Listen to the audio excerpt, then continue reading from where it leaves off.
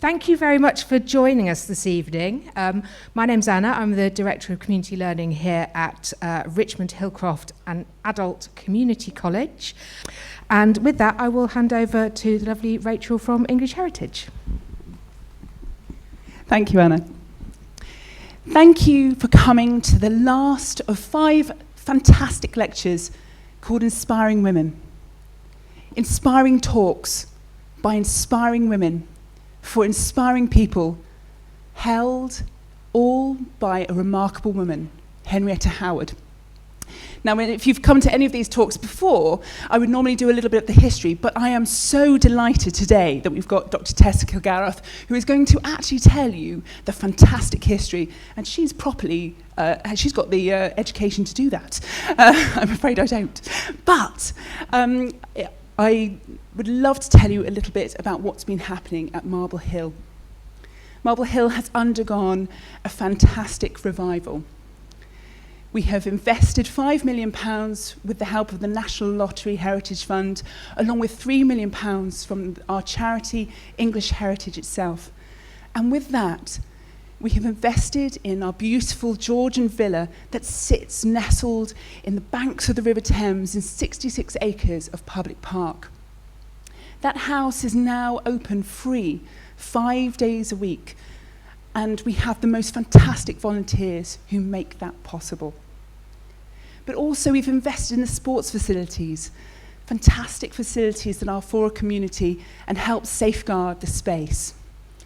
But also we've got a great cafe, and with every cup of coffee, you know you're giving back to the charity that not only supports Marble Hill, but the 400 plus properties that is part of our fantastic UK heritage. And also we have a host of events, and this is just one of them. An exciting event to be able to help people to network and find inspiration by some amazing speakers, and it has been a privilege to be part of that. One lady said to me, you know what, I'm going to give that business a go.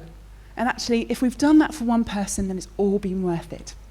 So that's really exciting to hear. But this is a real celebration of these wonderful women that are behind me. And so I'm going to swiftly pass on to the lovely Laura. Laura represents the fantastic charity Shepherd's Star, who we've been privileged to work with. They work with some of the most marginalised people within our community, but giving them a voice, and they've been part of our fantastic team of volunteers who inspire us every day. So, thank you, Laura, for holding this all together in the palm of your hand. Laura. Thank you so much, Rachel, and welcome everybody. It's a real joy to be here today, and it's also a real privilege just to share the stage with 3 women of influence in their community. And I'd like to take the opportunity just to introduce you very briefly to the women. We've got Bryony Metcalf, and Bryony is the director of the Ignite Me Workshop Theatre. She's going to be sharing a little bit more about her involvement with Marble Hill Revived. And I've also got Dr Tessa Kilgarriff, who's going to be telling us a little bit more about the collections and interiors at English Heritage that she is sole responsibility for. But she's also going to be telling us a little bit more about Henrietta Howard and this incredible inspirational woman who has inspired these series of talks. And I've also got Kate Mavor with me today, and she is the Chief Executive of English Heritage. So it's these incredible women who are going to be giving us a little glimpse into what goes on into Marble Hill, English Heritage, and just the roles and the influence they've had in their community. So welcome, ladies. And just a bit of disclosure, I'm going to be timekeeping as we go. So every now and then you'll see me glance at my phone, and it's not to check Instagram or post a picture. It will be just keeping a little bit to time. I'd also like to introduce Rachel, who's going to be introducing someone very special. Thank you, Laura. We are delighted to have Madam Mayor here to welcome everybody to tonight's event. Madam Mayor. Thank you, Rachel. Wow, I feel like I've come home. Hands up, who is an inspiring woman? Come on. More. Excuse me. That's better. because we all are. And actually that inspiration can be with our co-workers in our community, with our family or with our friends. But we have all got something to offer in the inspirational capacity. And I know that each and every one of you, were it not for our unbelievable speakers here tonight, could be up here telling us about your story and your journey and inspiring us all. Now, there have been 5 lectures once we've done this one, and they have been incredible. I was here at the start when we had Holly and Samantha, who were telling their stories about being in business. And what was so interesting was the journey, because these were people who had shown resilience, who had overcome problems, who had maybe had success, but then lost it, but then got it back again. And it really was truly inspiring. I am very, very much looking forward to hearing Dr. Tessa, Bryony, and Kate tonight. But I've just got a few thank yous. Now you can see my white ribbon here, and I'm a big supporter and have been on one of the white ribbon marches that we have in our borough. And I am so delighted that the White Ribbon Charity is going to benefit from these lectures. And if you don't know about the White Ribbon Charity, this is really combating the culture around violence by men against women and girls. And we have Councillor Ben Koza here tonight, who was a driving factor to get Richmond Council White Ribbon accreditation. So thank you very much, Councillor Koza.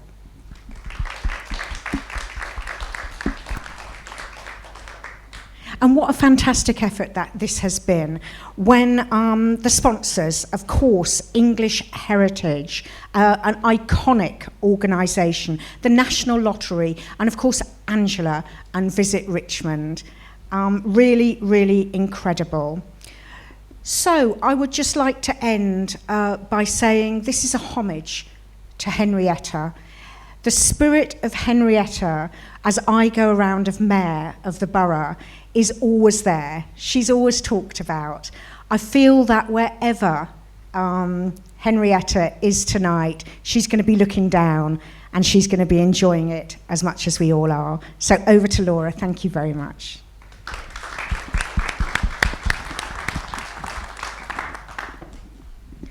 Thank you so much, Madam Mayor.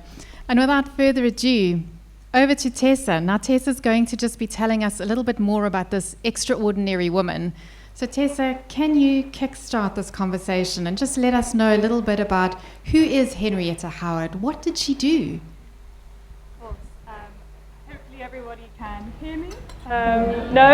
Yes, there it is. It's come on now. It's always good to start that way. So Henrietta Howard was a courtier who was at the centre of the court of the Georgian court for about 20 years. She was an intelligent, resourceful woman who built Marble Hill and came to retire by the banks of the Thames in Richmond and in Twickenham. But how did she get here? Because I think a lot of Henrietta's story actually happens before Marble Hill, and it's only if we reflect on the beginnings of Henrietta's life that we can really understand how she came to be the person that she was and why and how she built Marble Hill. So I will take you back to the beginning of Henrietta's life. She was born in London but grew up at Blickling Hall in Norfolk. Why was she born in London? Well, because she was born at the very very end of the 17th century, the start of the 18th century. There was superior medical care in London at that time. So her mother came down to have her in London, and then she grew up at Blickling Hall. She was the daughter of a landed family and had a very promising start in life. Blickling is today a National Trust property. It's a really important, beautiful Jacobean house. So she has this very promising beginning, but things sadly start to go wrong for Henrietta quite early on in her life. Her father is killed in a duel, one of the last duels to ever be fought in Norfolk, and her mother dies just a few years later, so she's an orphan by the time she's 12 years old. And Then she is sent to live with some distant relatives in Gunnersbury, so not far from here. And it is here that she meets one of the sons of the people that she's staying with, the Earls of Suffolk, a man called Charles Howard. So Henrietta marries at the age of 16.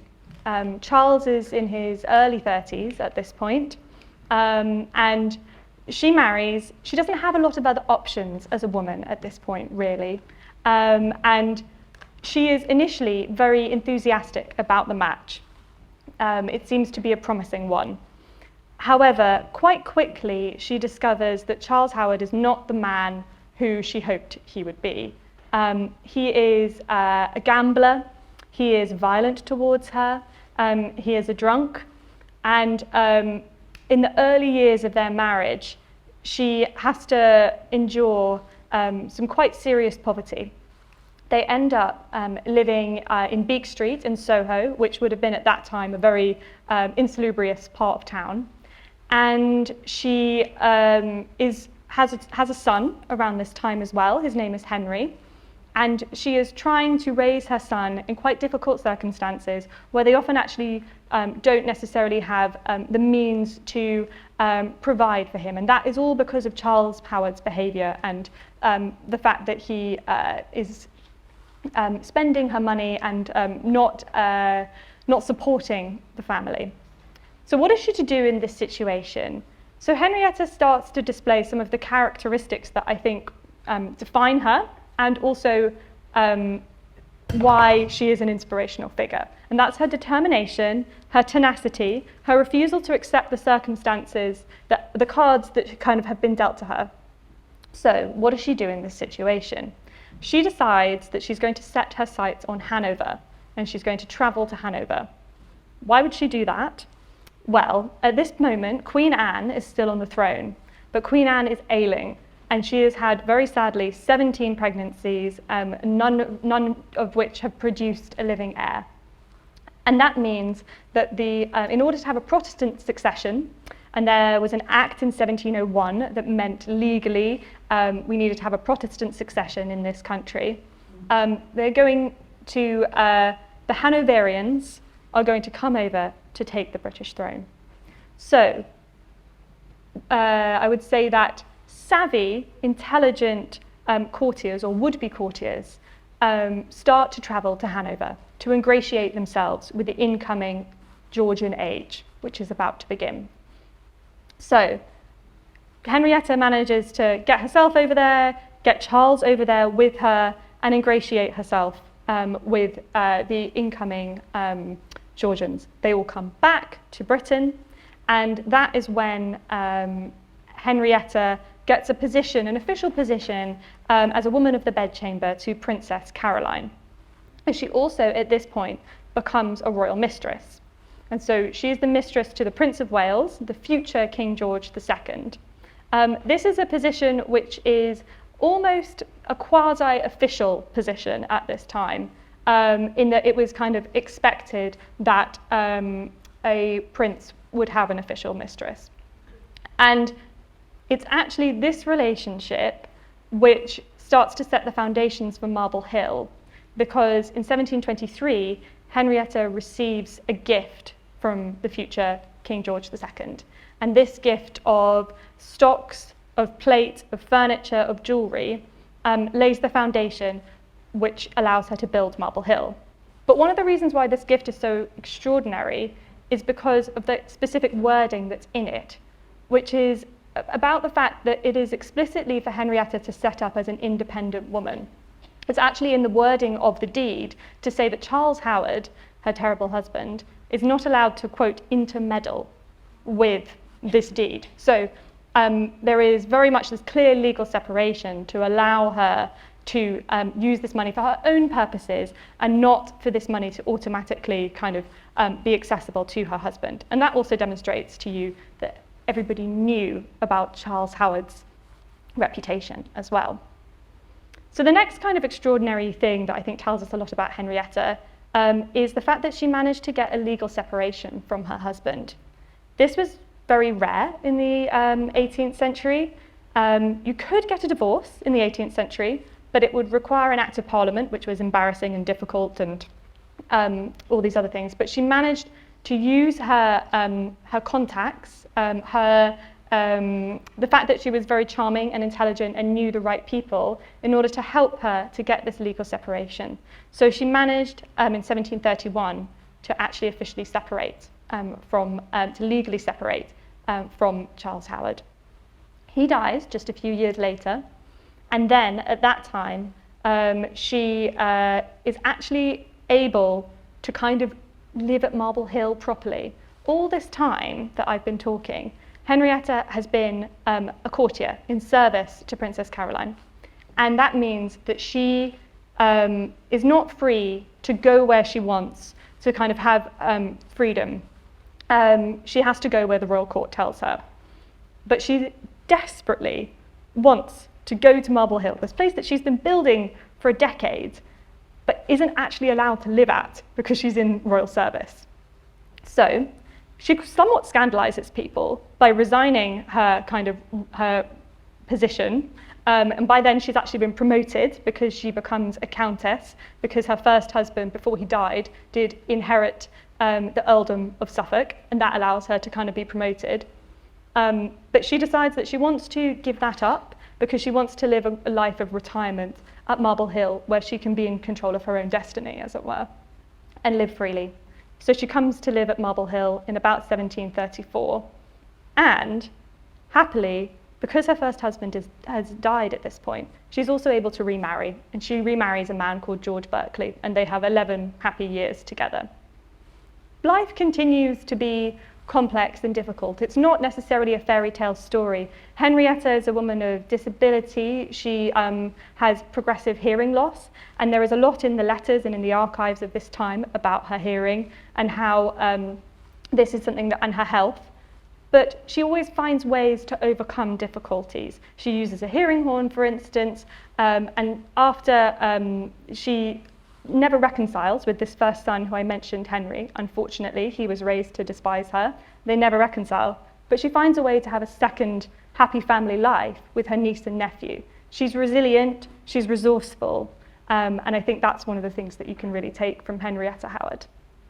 And so even in her sort of, after George, her second husband, sadly dies after 11 years of marriage, she's never alone at Marble Hill. She's always at the centre of an intellectual literary circle with her friends Alexander Pope, with Horace Walpole, who's down the road at Strawberry Hill. She's always creating networks and demonstrating her literary awareness, writing fantastic correspondence, which is why we know so much about her life. And she, I think, is so interesting because of her resilience, resourcefulness, intelligence, and I think kind of helps you to, or it was inspiring to me because of the way that she never gives up and always is seeking resolution and seeking a home for herself at Marble Hill. Tessa, that was amazing. I don't know about you, but I was captivated the whole time. Thank you so much. You really brought that story to life. And I think it feels like if someone was to tell me that that was a book I really needed to read, I would be at the library immediately, or a movie to watch, I would be there. She sounds like an incredible lady and one from which we can learn so much. Thank you for just capturing who she was so beautifully. Thank you. The lovely Tessa. Now, before I introduce you to Bryony, we've been hearing so much about Marble Hill and just the beautiful work that's been going on there, the restoration and Marble Hill revived. So what we're going to do now is just take a brief moment to whisk you away to Marble Hill so that you can meet some of the faces behind the projects, so you can see some of the great work that's been going on. So if you cast your eyes to our screen, we're going to have a little video here.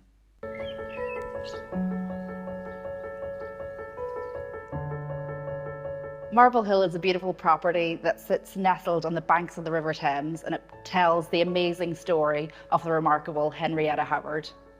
Thanks to the National Lottery Heritage Fund and the National Lottery Community Fund and English Heritage, Marble Hill has undergone an £8 million investment.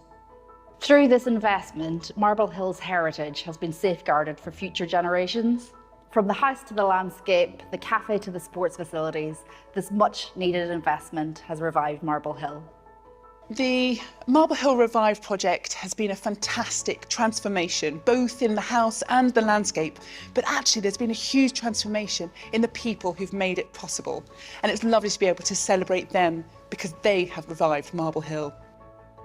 When I heard about the Revival project, I was really excited and I wanted to be involved straight away. We turned the place around from brambles, ivy, into 4 beautiful quadrant gardens, which is really rewarding and a great learning experience for myself. I remember early days of the project, walking around the woodlands and thinking, well, one day this is going to look fantastic, this is going to be a lovely spot. So now it's really gratifying to have a look around and think, yeah, we've built this really. There's evidence of which plants were planted in which areas. We've tried to follow those as strictly as we can. We've got a lot of very specific heritage plants that have been specifically grown for the site going into the ground. The experience allowed me to have the confidence to move on from a corporate career into horticulture, which has always been my passion. The experience that I gained from working at Marble Hill had been invaluable. English Heritage and the National Lottery Heritage Fund has allowed me to work and study at the same time so I can retrain and get a job in the horticulture industry. I came here last year in a sort of Kickstarter role for English Heritage as a community engagement assistant. After those 6 months, the Kickstarter role ended, but they brought me back for a visitor assistant role. It's just a perfect place to sort of start my career. I was doing a group for a charity called Dose of Nature. We come to Marble Hill Park and done a group of nature activities for women that had experienced domestic violence. The reason why we chose to host the groups here was the connection between Henrietta and her background, obviously with domestic violence and how empowering she is. So the activities that we do is to get women together so they didn't feel so alone, where they could have some connection and do activities to help with the healing process around trauma. We've been involved in Marble Hill Revived by our theatre group putting on performances in the space. Is to get disabled people involved in expressing their voice through the art of acting. Another way we've worked with Marble Hill Park is to deliver a diversity and accessibility training for staff and volunteers to support them and help to make Marble Hill an accessible and welcoming place for everybody.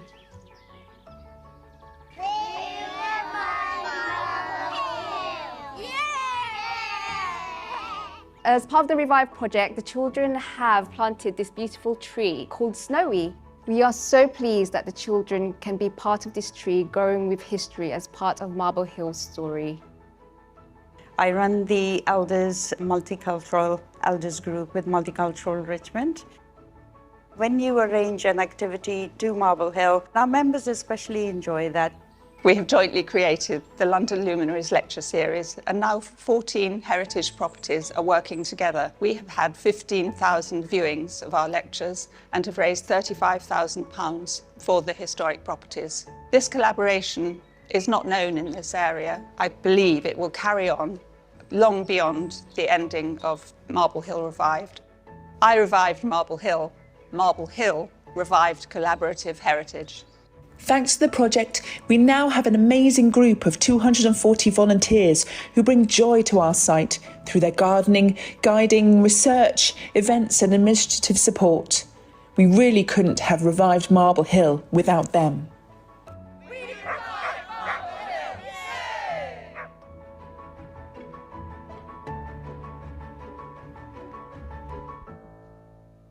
Isn't that magnificent? It really is.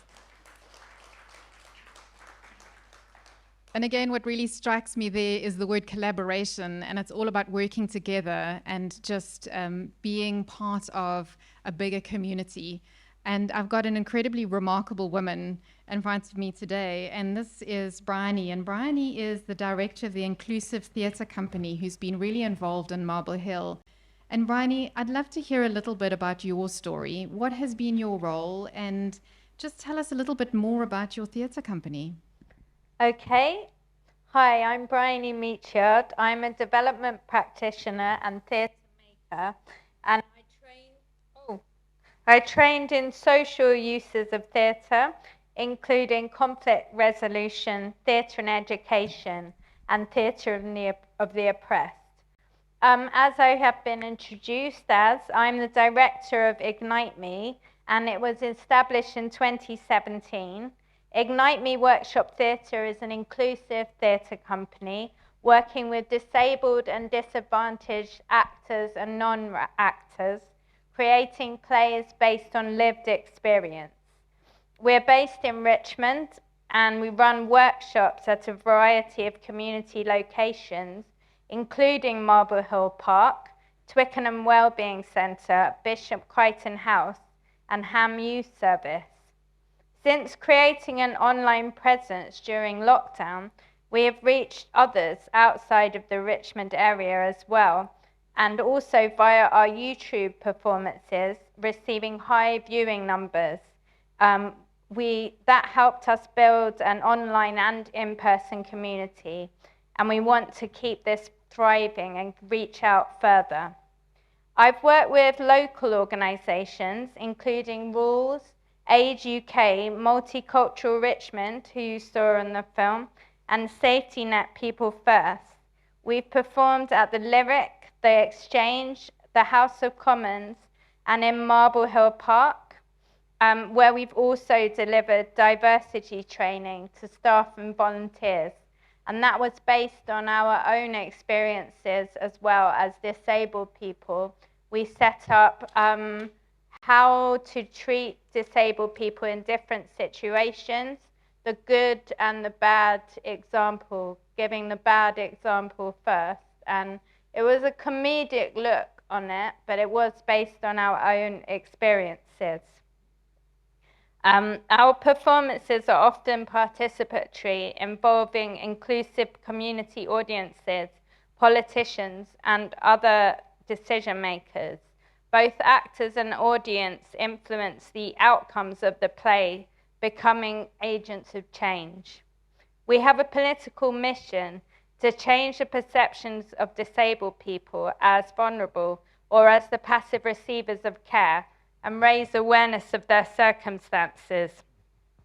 We hope to use our grassroots project to bring about change. After I got my degree, which was in drama, I was working, and then I did a master's in theatre and development studies after that. I was working for an NGO, which is a non-government organisation, and then 8 years for another charity. However, I lost both of these jobs. The first job I lost because my employer was not prepared to make reasonable adjustments for my MS, such as larger print documents and presentations, so that I had the same access as everyone else. And also flexibility in the working day, which created barriers for disabled employees such as myself. The second job I lost because the project ran out of funding. I'd had a bout of mental illness, and when I returned to work, I was finding completing the quarterly report for the council challenging, as I'm sure a lot of you, if you have completed quarterly reports for the council, I'm sure you know what they are like. So these experiences haunt me, and with feelings such as not being as important as others, or feeling a burden, as well as not feeling valued enough for businesses to care about my skills and abilities to adapt to my access needs, making me feel second rate. But I realized that I had an opportunity to do something that I had dreamed of. Apart from my dreams about Leonardo DiCaprio, I dreamed of running a people's theatre company, and I saw a need for people's theatre in Richmond around social change, a company that makes plays that are by and for ordinary people and that runs workshops that are open to all. This was my dream because I believed in the transformative power of theatre for social and political change, but also for the mental health and well-being of individuals. My goal was to support disabled adults and young people have a voice, and to support participants to become leaders.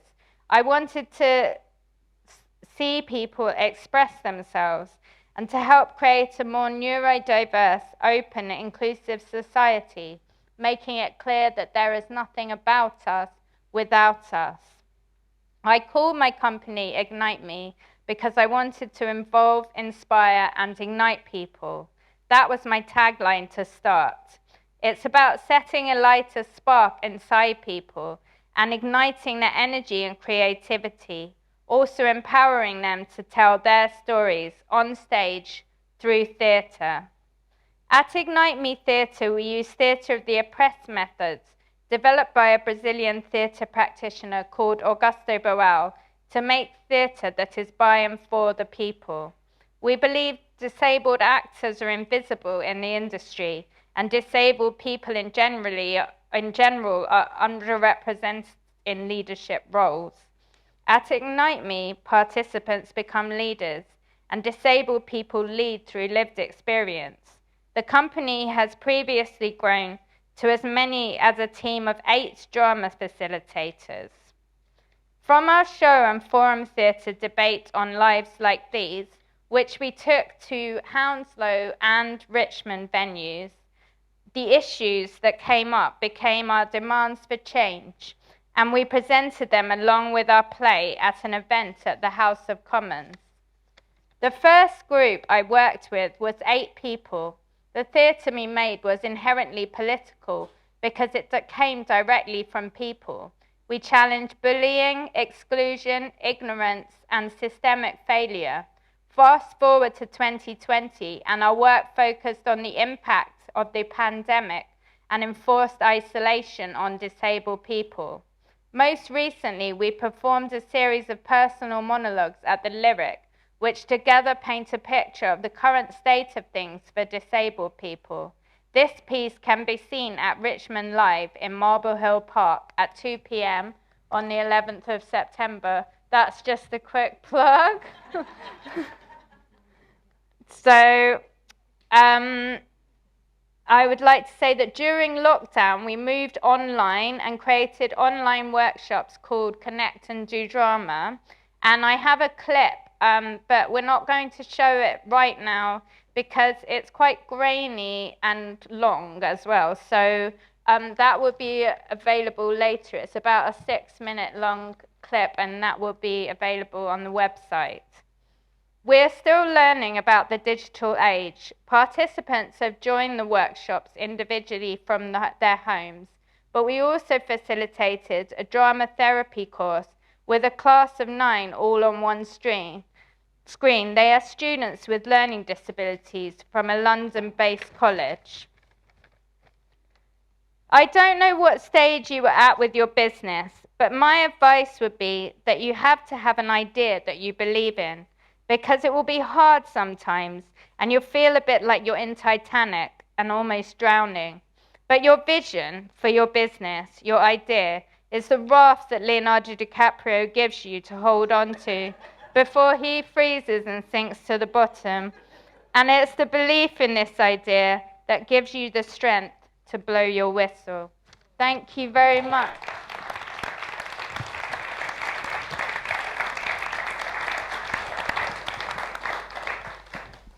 Bryony, that was magnificent. And I feel like many of us have dreams, but it's taking those dreams from just a dream to something of action, of being men and women who take agency. And you're someone who's taken agency, and you're passing that on, and you're inspiring and encouraging others to do the same. You really are leading change, and it's so encouraging and so inspiring. Thank you for sharing your story. Thank you. Now, we wouldn't be here today if it wasn't for a very important leader in our midst. And I would be delighted now just to introduce the CEO of English Heritage, who cares for over 400 historic locations around our country. And Kate, Could you tell us a little bit more about your role, English Heritage, and how you came to be where you are today? Thank you, Laura. It's working. English Heritage is a charity that came into existence in 2015 when it floated away, leaving behind something called Historic England, which looks after the historic environment and advises the government on listed properties, etc. But our bit is about looking after over 420 sites all over the country, from the amazing Hadrian's Wall, the frontier of the Roman Empire, to Tintagel, Arthurian Castle in Cornwall, across to Dover Castle, Stonehenge, Charles Darwin's home. I mean, I can go on. Just the riches in the collection, which belongs to the nation, are so inspiring. And we also have, as Tessa has outlined, an amazing collection of items that are associated with those sites. So probably over 1 million items that belong to those particular sites. And what we do is, first of all, we look after them so that they'll still be there in 100 or 200 years' time for our children and great-grandchildren to enjoy as we do. But what we also do is try to bring them to life. Because if you don't know the story of Henrietta, you think, oh, there's a white house in the middle of the park, so what? And it's all about bringing the story to life. You think, wow, that was built because of that person having that dream and being able to make that happen. So the bringing history to life bit, which Tessa does, is so much part of what we do. And it's my belief that if we don't do that well, people won't care about the castle because they won't know what happened there, and they'll just let it fall into ruins. So that's what English Heritage is for. We also manage the London Blue Plaque Scheme, which has over 970 blue plaques, which currently only have 16% dedicated to women. But I'm pleased to say that since we became a charity, we've been working hard to get more and more nominations, and we're now doing half and half as a rule of thumb each year. It's all about the public. It's about you nominating people to get a plaque. So that's, in the round, all that English Heritage does. Thank you. That's wonderful to hear. And I'm really curious about those blue plaques because I do wander around London and catch sight of them and love reading them. So it's great to hear that there's going to be a few more women out there. But now, Kate, can you tell us a little bit more about yourself as well and just how you got involved in the first place into English Heritage? Well, my story is a bit unclear. Unlike Tessa, who said, I knew I was going to work with objects museums from an early stage, I've had a bit of a zigzag career because I'm not very good at having a big vision like you, Bryony. I'm not thinking that's where I'm going to be in 30 years' time, I'm going for it. I'm quite straightforwardly somebody who just pursues things that I love. So there I am, a teenage girl, quite introverted, I love reading and I love stories. So I spent my entire teenage reading books and living in a parallel universe as a rule. And I then went to university. I studied languages, but I studied lots of literature. So all the French novels, all the German novels, and more stories. I just continued to live in this kind of world. And so when I first left university, I thought, oh, I need to do something to do with books. That's the extent of my imagination. So I then went into the publishing industry. And worked throughout my 20s for 4 different publishing companies. Just really pleased to be promoting books. I worked in Hatchar's bookshop in Piccadilly. I worked for Macmillan, Cogan Page, Unwin Hyman, Thompson Books. And I did that until I decided, do you know what? I need to have a proper discipline. And I was meanwhile doing night courses, a night class for 2 nights a week for 2 years. To get myself a serious qualification, because a degree in languages is a bit like having a driving license. You can speak French, so what? So I trained in marketing, and then because I did like languages, again, following my heart, I decided to go and work for a language school, which brought all these kids into this country from overseas, 60 different countries, to do language courses. You've probably seen them. There's probably some in Richmond. We had, Oxford, Cambridge, Stratford, Brighton, Hove, Edinburgh, schools all around the country. And my job was to attract all the young people to come in and learn English. And I always had an interest in people and in education. I really loved that. And also my market was 60 countries, so that was so interesting. You're learning about the Japanese and what they like, the Brazilians, the Italians. They all had their own little, quirks, and you had to know how to attract them to come. So that was really, really enjoyable. And I did that until the country went into a recession, familiar territory. This is a long time ago. And then things were a bit difficult and I needed to do something different. And I had a chap in Poland who'd been sending me students. And he said, come on, Kate, let's do something. Everybody's, Poland's just emerging, the Berlin Wall's come down. Everybody wants to do business in Poland. Nobody knows anything about it. Why don't we set up a business? And basically our business was, I was here in London, everybody wanted to get into Poland, which was everybody, because it was just emerging from behind the Iron Curtain and it was full of promise. They asked me to find out about it for them. My guys in Poland did all the research and then I sort of packaged it up and brought it to British businesses who wanted to find out about Poland. So basically it was a little business we set up together. It was really interesting. I learned Polish, I learned all about Poland. I went all around the country speaking at chambers of commerce, telling everybody how wonderful Poland was. And then I took their brief and I provided market information. So I did all this for a while, but having a business is a bit like having a child. It's sort of all consuming. And then suddenly I had a child and I thought, right, okay, child or business? And obviously I felt probably child. So I decided I couldn't really do both. So then I went back into employment. And again, what shall I do? What shall I do? What do I like? Oh, here's a job ad, language line. Language, that must be something I like, because I like languages. And this was a little charity that helped people in distress who couldn't speak English. So imagine somebody goes into a big London hospital, her husband's ill, the nurse says what's happened, the woman can't explain, she's Turkish, she doesn't speak English, she's stressed. They phoned us, instantly put a Turkish interpreter on the line. She was able to say what happened, the nurse was understanding, the whole situation resolved. Brilliant product. And that was our product. And so I was the marketing director, and we basically were growing the business. And then it was backed by venture capital funding, which investors put money in it. Then I was made the chief executive, and then another round of funding happened, and I attracted more investment, and the whole thing grew.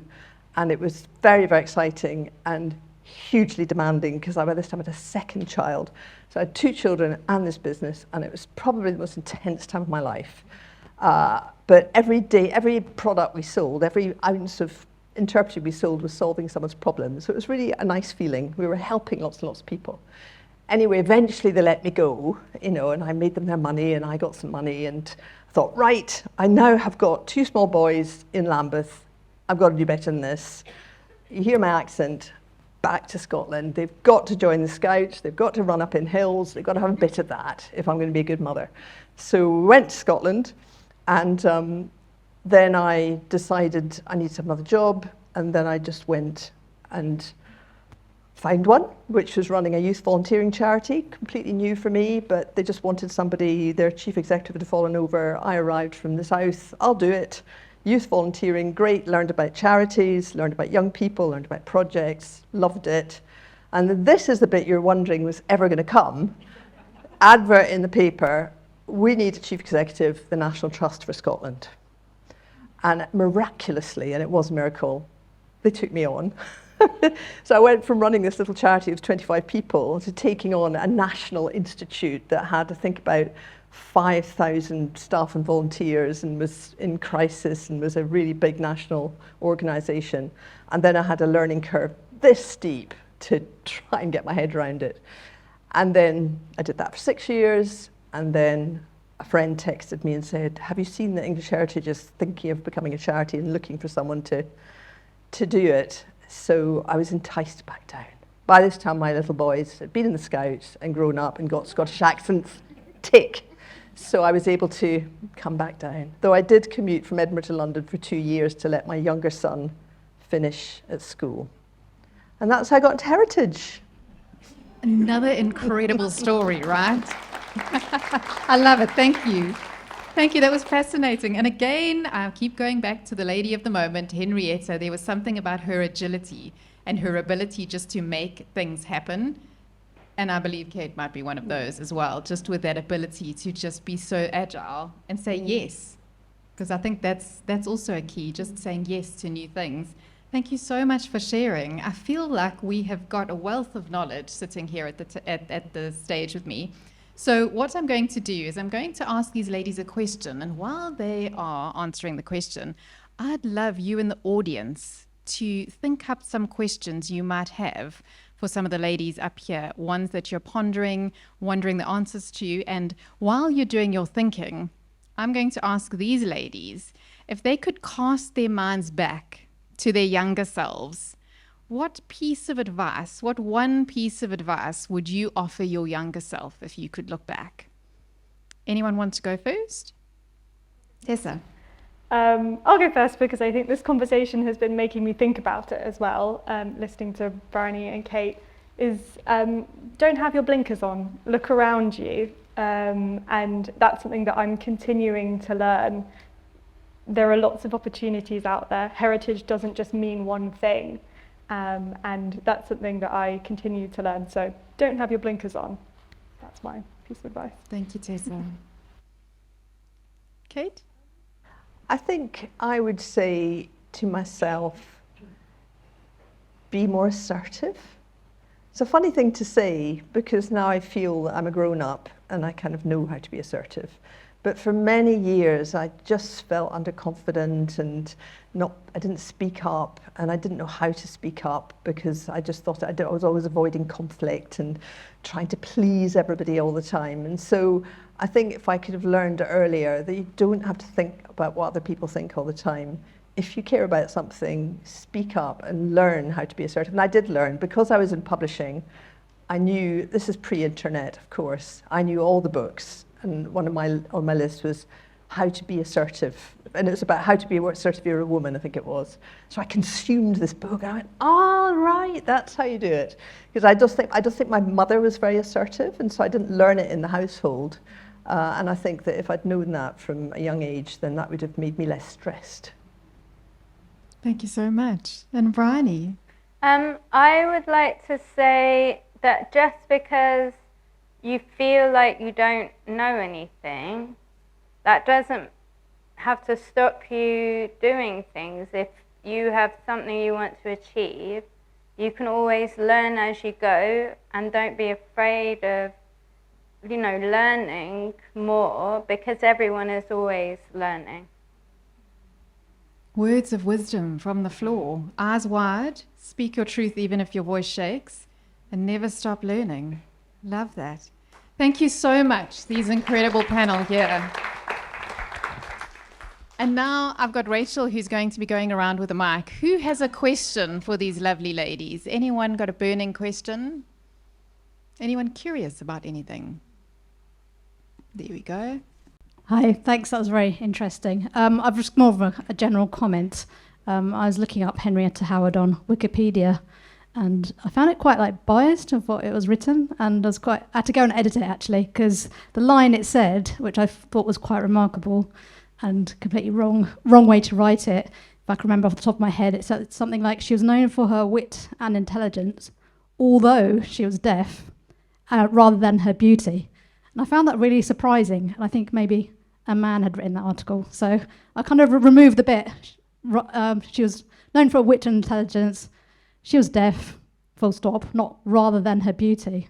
Because I don't think you'd ever see a Wikipedia article about a man which mentions he was known for his wit and intelligence, but rather than his good looks. I just wanted to say that. I had a question for Kate. You talked about Roman sort of heritage and stuff.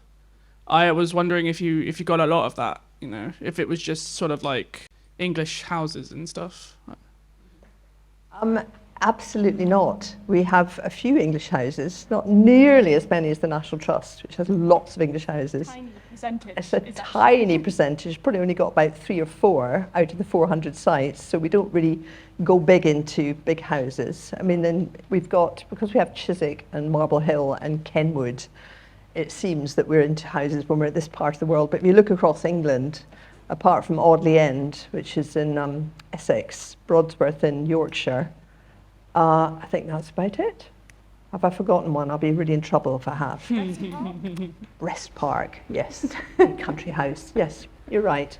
That's it. Romans, now you're talking. We are so big on the Romans. We are great at Romans. We've got 70 sites along Hadrian's Wall. We've got a fantastic amphitheatre at Richborough in Kent, which is where the Romans landed when they first came in AD 43. It's also where they left from. So it's a really important site. You used to have a huge, big Claudian gate there. So that's a very exciting one. We've got Silchester. We've got all the Wroxeter, which is the second biggest Roman city, I think, is one of our sites. Lullingston, Roman Villa in Kent.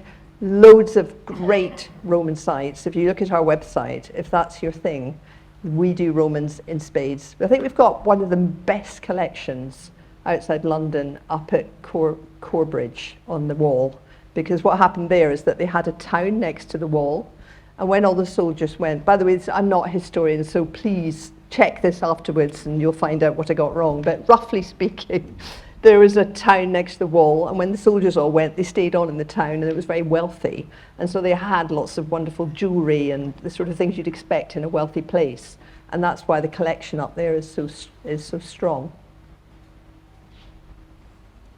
We've got another question. Yes, thank you. It's an excellent talk. Really made me think.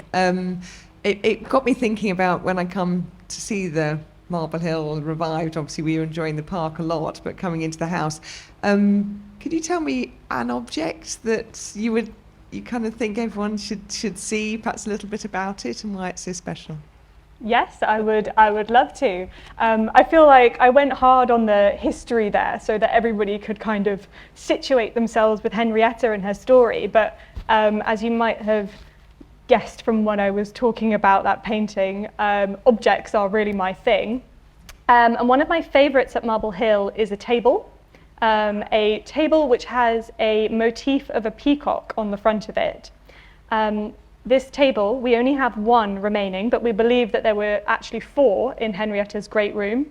It may have been designed by William Kent, the great designer who worked a lot at Chiswick House, as well as Kensington Palace and various other places. And the reason I really love this table is A, because of the conservation history and the provenance history. It was actually, it would have been taken away by one of the tenants of Marble Hill. So after Henrietta died, Marble Hill was inherited by her heirs and then tenanted out. A man called Charles Augustus Tolk lived there for just a few years. And when he left, he took it with him, which was apparently something you did in those days if you had tenanted somewhere. It seems to happen surprisingly frequently that people would just take important pieces of furniture with them. And his son actually ended up emigrating to Australia.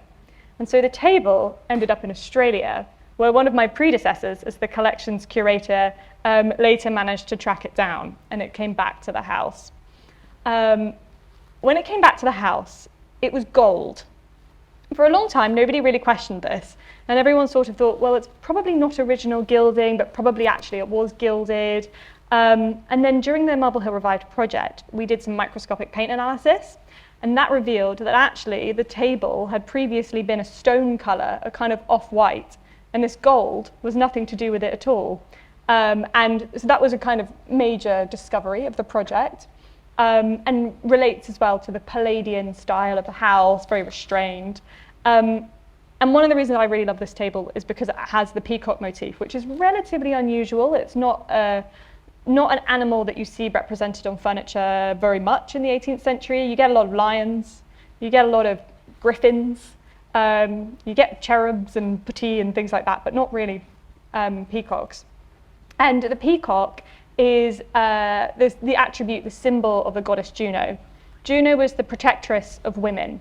And so I think there's a lovely symbolism there, which kind of like brings you back to Henrietta and her influence and the fact that Marble Hill was a house built for a woman. And I think if you also have a chance to have a look at the beautiful replica hearing horn from Henrietta's time, if you lift it up, you can hear a fantastic soundscape that was created with deaf charities, with deaf musicians from the locality, and with charities. I know Fiona is here from Skylarks as well. And just have a listen. The team there were able to support us and able to help us understand what living with hearing loss might have been like for Henrietta Howard. So it takes the ballads of the Thames, and you can listen to it, and you can hear some of the other songs and sounds that she might have heard. So the songs of birdsong, or even the bark of dogs. So do have an opportunity to look, and of course it is free to enter Marble Hill.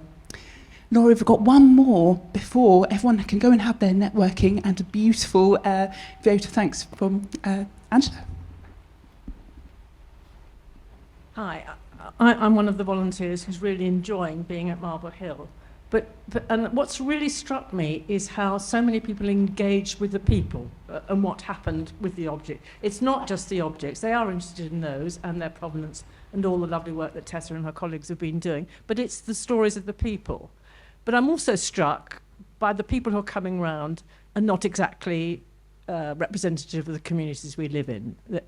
And I'm just wondering what plans both Marble Hill have and English Heritage in general to increase the accessibility. I love the objectives. I love the mission to do that. But I'm thinking that there's still quite a long way to go to bring in people who wouldn't normally think that they would like to see a stately home. So I'd be interested to know what you think more can be done to do that. English Heritage is not a very diverse organisation, and we're very conscious of that. And we know that because our staff, our volunteers, our visitors are generally all drawn from very similar social strata. They tend to be white, they tend to be educated middle-class people, and that's great, and we love you all. But we are very conscious that we are looking after these assets for the nation, and the nation doesn't all look like that. And we want to be much more inclusive. And so recognising we weren't very good, but not really understanding what to do about it, we hired some specialist consultants to come and give us the once-over and tell us all the ways where we are putting up barriers that we couldn't see to make ourselves less accessible or not seem interesting or relevant to people. And they wrote us a report, As Long as Your Arm, which gives you all the things you need to do to be better at this. And I'm championing it within the organisation. And we recognise this is a long game. You don't just flick a switch and suddenly lots of people come. It's about, what we've been doing at Marble Hill, which, Rachel has been an exemplar for us of what we need to be doing everywhere, reaching out to different communities of people, finding out why they don't come, making the connections between someone like Henrietta Howard and what happens today in today's age, and making that story more relevant to people who didn't think it was anything to do with them. And that's something that we're doing all around the country. We're changing the way we recruit. We discovered that nearly everybody who worked in our tea room had a degree in history, which we're thinking not necessary. And we're just making ourselves more appealing to people who are, just to people generally. And that, I would be very interested to talk to you in 5 years' time and ask you if you see the difference, because I can't promise it will happen overnight. It's systemic, that's what we have to change, and we're working on the systems, and that's our recruitment process, how we present ourselves, who we speak to when we're recruiting, all those things we're investing in now, and we've got a fantastic new hire, head of diversity, who's championing it within the organisation, and I expect to see the results starting to flow through. But it's a very good question, and we're definitely on it. Thank you so much. Thank you, everybody, just for your time tonight and also for those very interesting questions. Please just join me in thanking these incredible ladies for their time and just sharing a little bit of their stories with us tonight. And then I'm going to hand over to Angela, who's going to do some thanks.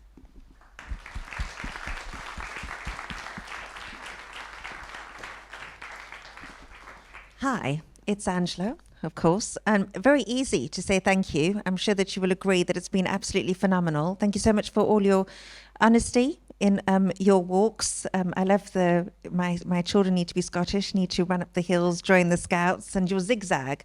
I think too many times people think that people just wake up one day, like you did, and say, this is what I want to do. But in fact, look where you are now. Incredible.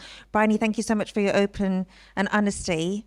And look where you are now. I think, through all the troubles and the stress, you are a leading example as well. And thank you to Laura as well, just for facilitating this evening. It's really sad. I was just saying to Rachel just before this one started, it's our last one. of the 5th. So I don't know what I'm going to do next Thursday. So if anybody has any ideas, do let me know. But we just want to say thank you to Rachel and to, well, of course, we're saying thank you to you, and Marble Hill and English Heritage and the National Lottery for the vision, and Henrietta Howard. Thank you so much for bringing that to the fore, because I think all of us have got a piece of Henrietta Howard, and I think it would be really useful this evening if we actually say, what about Henrietta Howard do you have within yourself? And you'd be absolutely amazed to find that. Thank you to Anna from the Richmond Hillcroft Adult Community College for hosting. It's been superb, for the wine, for everybody behind the scenes as well. We're just wrapping everything up. From Rob and videography. So all the videos will be downloadable on the Visit Richmond website, Richmond Hillcroft Adult Community College, Marble Hill as well. Needless to say, Visit Richmond, we're part of Richmond Council, so if you have been ignited, that's what I got tonight. If you have been ignited and you're thinking of starting a business, or you've started a business and you're wanting some promotion, please do come and speak to me. We do have a very proactive business support team who will help you set up. There's loads of funding with regards to Richmond Council. We are very keen to support. We've also got the latest What's On, and the charity this month is actually Skylarks, so I thought that was quite good. And also the latest Visit Richmond guide. Within the audience, we've also got Desiree from Shepherd Star, one of our guest speakers from our previous talks, and we've also got Susie, who's here as well, who's going to be talking about her 7 simple steps. Please sign up. I am. It's all about being amazing. You are wonderful. I think we need to be reminded. And then, of course, Madam Mayor, thank you so much for opening and closing the event. And Councillor Koza for support with the White Ribbon Charity. So with no further ado, please go to Marble Hill House. Very important, highly recommended, and go and see the table and the picture. Do come and sign up for courses. Do log on to the Visit Richmond website. And now, go and have a glass of wine and network. All right, thank you.